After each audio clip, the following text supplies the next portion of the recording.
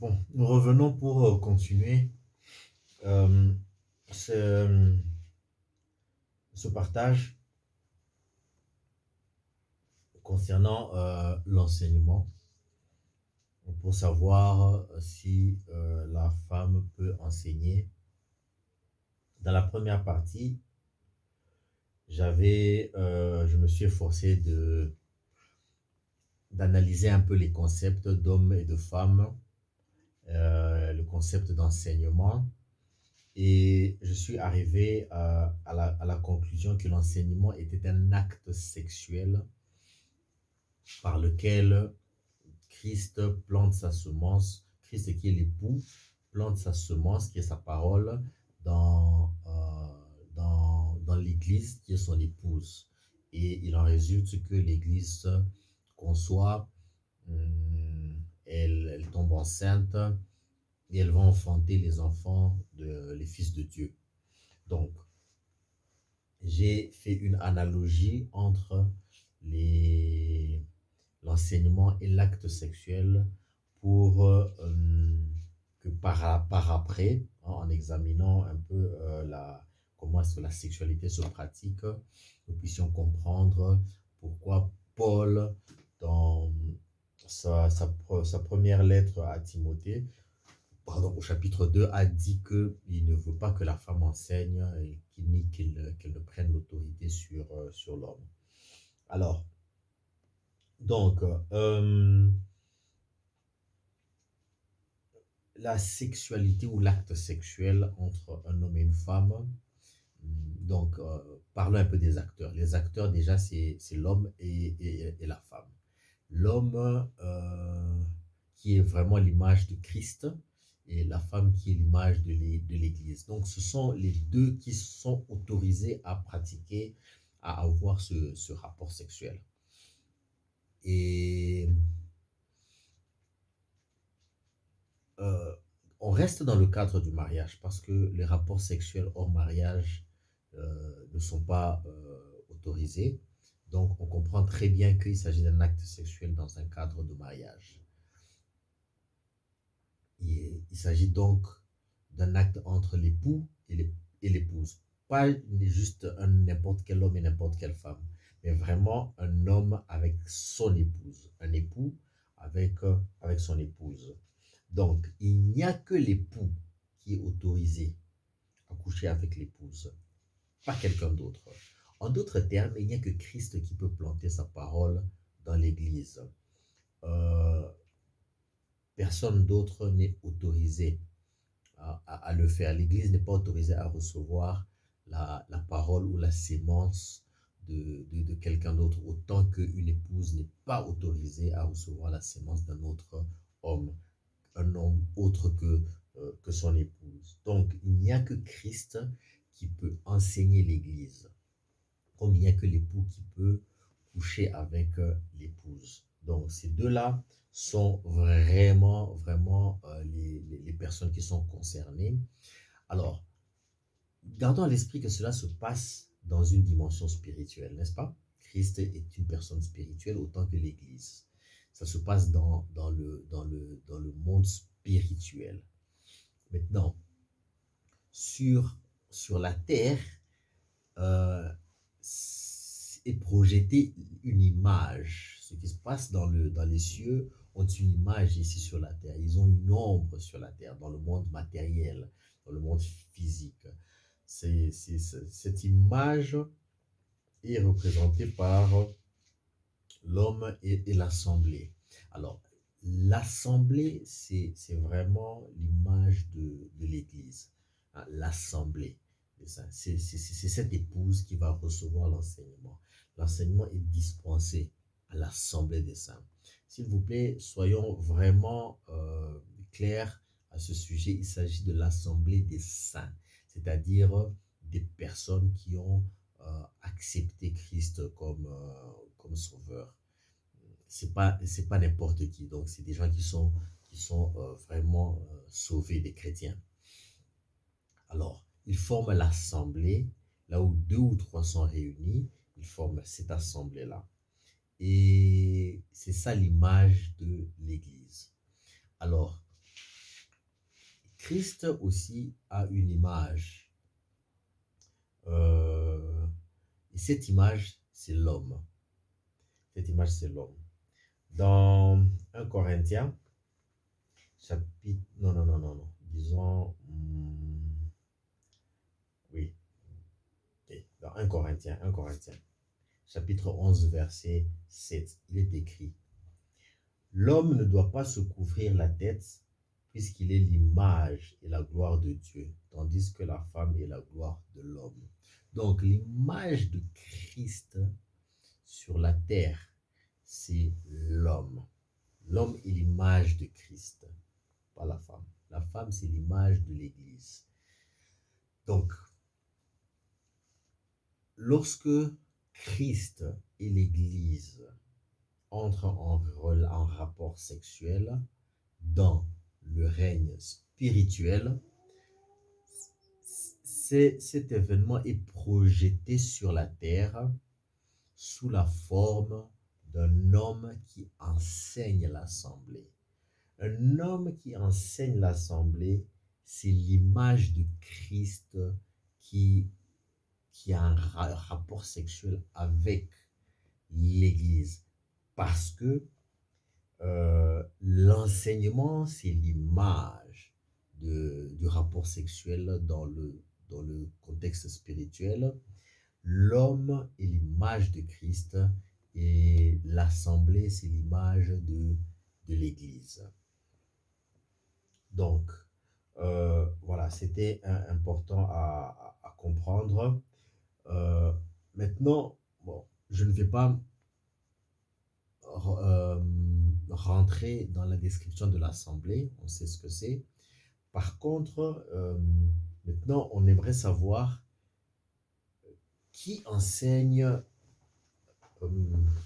l'Église. On a déjà vu qu'il faut, pour pouvoir enseigner, première condition, donc il faut être l'image de Christ. Et l'image de Christ, c'est l'homme. Donc, le genre masculin est une condition préalable pour pouvoir enseigner. Il faut être un homme. Et il faut être un homme parce que l'homme est l'image de Christ. Il faut être l'image de Christ pour pouvoir enseigner l'image de l'Église. Il faut aussi être sauvé, cela bien entendu, parce que vous ne pouvez pas représenter Christ, vous ne pouvez pas être l'image de Christ si vous n'êtes pas sauvé. Un païen ne peut pas enseigner. Il faut être croyant, il faut être né de nouveau. Il faut aussi être adulte. Un enfant ne peut pas avoir de relations sexuelles. Et même s'il pouvait avoir des relations sexuelles, je ne sais pas si c'est faisable physiquement. Mais même s'il pouvait y avoir une pénétration sexuelle, s'il n'est pas adulte, il n'a pas de sémence. Donc, à la limite, même s'il y a un rapport sexuel, il n'y aura pas de conception. Et le but, comme je l'avais dit tout à l'heure, le but ultime, c'est vraiment de se reproduire. Et il faut donc être un adulte spirituel. Un adulte spirituel, la Bible dit, c'est un homme accompli. C'est un homme accompli. Alors, on lit dans 2 Timothée, chapitre 3, versets 16 et 17. Il est écrit ceci. Toute écriture, c'est-à-dire la parole de Dieu, c'est-à-dire la sémence, toute écriture est inspirée de Dieu et utile pour enseigner, pour convaincre, pour corriger, pour instruire dans la justice, afin que l'homme de Dieu soit accompli et propre à toute bonne œuvre. Hébreux chapitre 5, 13, 14 dit ceci. Or, quiconque en est au lait n'a pas l'expérience de la parole, de la sémence, de la parole de justice, car il est un enfant. Un enfant ne peut pas enseigner. Il est encore, lui, il boit du lait. Il n'a pas l'expérience de l'enseignement de la parole. Mais la nourriture solide et pour les hommes faits. Les hommes faits, c'est-à-dire les hommes accomplis, qui sont des adultes spirituels. Pour ceux dont le jugement est exercé par l'usage à discerner ce qui est bien de ce qui est femme. Donc, pour enseigner, il faut être un homme, il faut être né de nouveau, il faut être un adulte spirituel, c'est-à-dire un homme fait, un homme accompli. Maintenant, l'enseignement est dispensé par un homme accompli, né de nouveau, vers une femme. Et cette femme, c'est l'assemblée. J'aimerais aussi décrire un peu dans quel état doit se trouver l'assemblée. Je viens de parler de l'homme. Comment est-ce que l'homme met en pratique l'enseignement? Comment est-ce qu'il fait la sexualité? Maintenant, pour la femme, j'aimerais juste toucher à un point qui concerne sa bonne disposition. Un de mes frères m'a dit ceci. Il m'a dit, la femme ne peut pas tomber enceinte si elle ne se déshabille pas. Il faut qu'elle se déshabille pour pouvoir tomber enceinte. Une femme habillée ne va pas tomber enceinte. Ok? Voilà, donc je voudrais expliquer un tout petit peu, très brièvement, ça veut dire quoi se déshabiller? Je prévois de faire une vidéo où je vais élaborer un peu sur l'habit dans la parole de Dieu, dans les Saintes Écritures. Mais ici, je vais juste dire, c'est vraiment, je vous donne la conclusion, les habits, ce sont les œuvres. Ce sont les œuvres. Donc, lorsqu'on dit que la femme doit se déshabiller pour pouvoir rentrer dans une relation sexuelle et tomber enceinte, ça veut dire qu'elle doit laisser ses œuvres. Elle doit enlever ses œuvres. Elle doit temporairement arrêter pour pouvoir se concentrer à l'acte, à l'enseignement.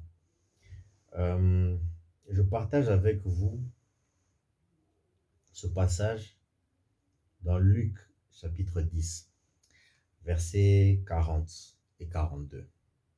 Il est écrit ceci.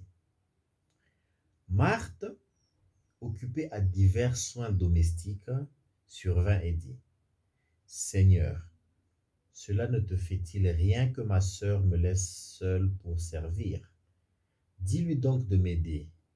Le Seigneur lui répondit, Marthe, Marthe, tu t'inquiètes et tu t'agites pour beaucoup de choses.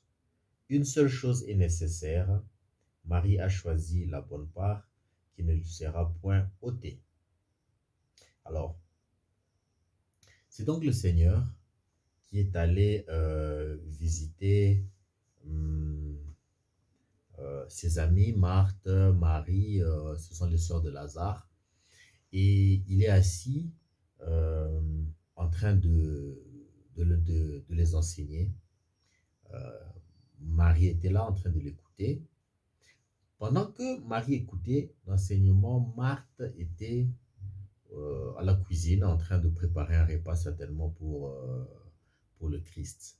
Donc, on a deux femmes dans cette histoire qui ont des positions différentes. L'une est occupée à recevoir un enseignement, à écouter un enseignement, tandis que l'autre est occupée à servir le Seigneur. Et le Seigneur dit à Marthe, toi, tu es en train de me servir, c'est bien. Mais Marie est en train de suivre l'enseignement. Elle fait mieux que toi. Parce que Marie, elle va être engrossée.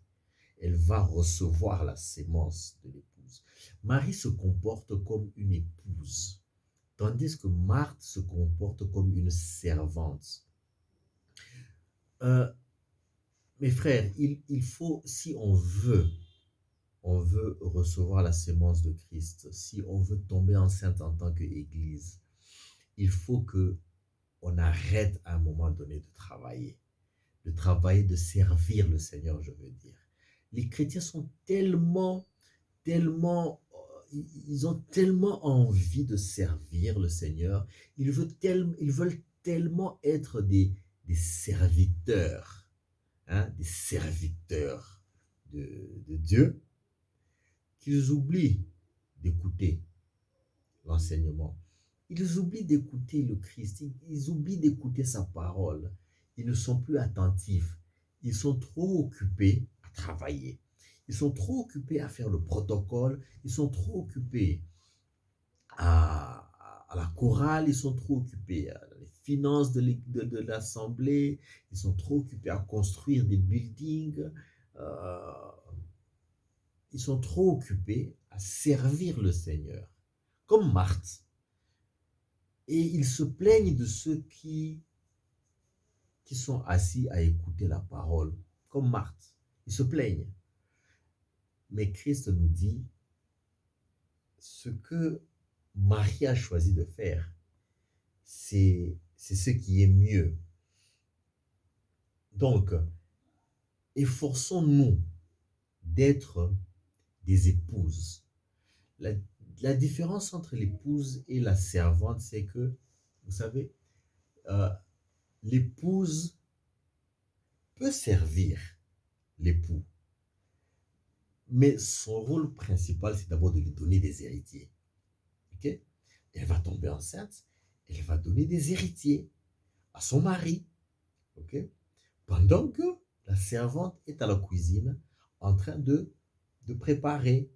Bon, il arrive que la servante reçoive la sémence de l'époux, du maître. Ça peut arriver.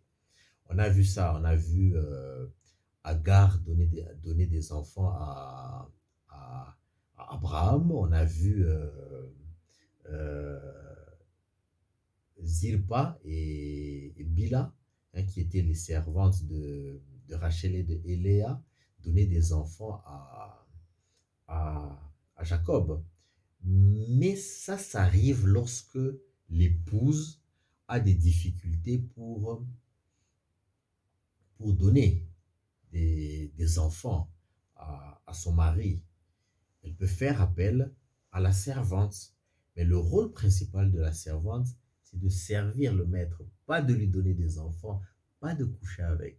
Donc, il est vrai que la servante peut produire des héritiers aussi, mais ce n'est pas son rôle principal. Tandis que le rôle principal de l'épouse, même si l'épouse peut aller à la cuisine, préparer des choses, servir son mari, mais son privilège, c'est vraiment de donner des héritiers à, à, à l'époux. Donc, efforçons-nous d'être attentifs à l'enseignement, soyons beaucoup plus préoccupés et recherchons à être des épouses et plutôt que des servantes. Servir Christ fait partie de notre devoir d'épouse, mais ce n'est pas le principal. Ce qu'il attend vraiment de nous, c'est de recevoir sa sémence afin qu'on puisse lui donner des fils. Je parle de nous en tant que l'Assemblée, hein, en tant que l'Église. Voilà. Donc, en conclusion pour cette partie, je rappelle donc que l'homme est l'image de Christ. L'homme, hein, la personne, l'humain de sexe masculin, c'est lui qui est l'image de Christ. C'est donc lui qui peut valablement représenter Christ dans un acte d'enseignement. Il doit être donc suffisamment accompli, il doit être un adulte spirituel, il doit être né de nouveau, euh, afin que cet acte puisse résulter à une grossesse, à un accouchement. Ça ne doit pas juste être un acte de plaisir, mais ça doit surtout être un acte euh, de, de, de reproduction. Alors, je vais m'arrêter ici j'ai expliqué comment se passe l'enseignement. Euh, je disais que c'est un homme qui doit enseigner. Dans la prochaine vidéo, je vais maintenant expliquer qu'est-ce qui se passe lorsque une femme joue ce rôle. Quelles sont les implications? Parce que ce rôle, elle peut le jouer. Elle peut le jouer. Mais il faut voir les implications. Posez-vous seulement la question de savoir si une femme décide de devenir l'époux et d'avoir des rapports sexuels avec l'épouse, ça donne quoi? On va développer ça un peu tout à l'heure. Père Céleste, je te remercie encore une fois pour ce partage et je te prie de nous conduire. Bénis les frères et les sœurs qui l'ont suivi et sois béni toi, nous te rendons grâce. Nous te bénissons particulièrement pour ton Fils Jésus-Christ que tu nous as donné, qui est notre Seigneur, qui est mort sur la croix pour nous sauver. Gloire à lui. Merci pour tout, c'est en son nom que nous avons ainsi prié.